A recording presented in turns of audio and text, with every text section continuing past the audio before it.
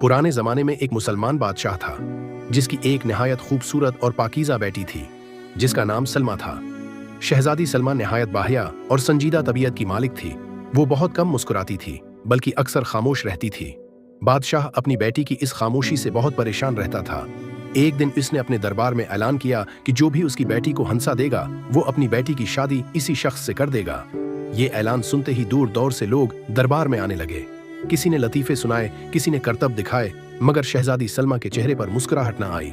बादशाह मायूस होने लगा कि शायद कोई भी उसकी बेटी को खुश नहीं कर सकता। इसी दौरान एक गरीब मगर ज़हीन और पुराएतमाद नौजवान दरबार में दाखिल हुआ। उसने बादशाह से इजाजत मांगी कि वो भी कोशिश करना चाहता है। बादशाह ने इजाजत दे दी और सबकी नजरें इस नौजवान पर जम गईं। नौजवान ने नहायत सादगी और समझदारी से एक बात कही जिसमें सच्चाई और हल्का सा मुजाह था। चंद लम्हों की खामोशी के बाद शहजादी सलमा के चेहरे पर हल्की सी मुस्कुराहट आई और फिर वो पहली बार दिल खोलकर हंस पड़ी।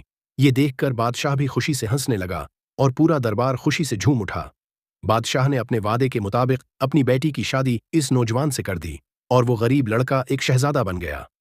वक्त के साथ शहजादी सलमा की जिंदगी खुशियों से भर गई और वो हमेशा मुस्कुराती रही। ये कहानी हमें ये सबक देती है कि असल खुशी दौलत में नहीं बल्कि सच्चे दिल, सादा मिजाज और अच्छी नीयत में होती है।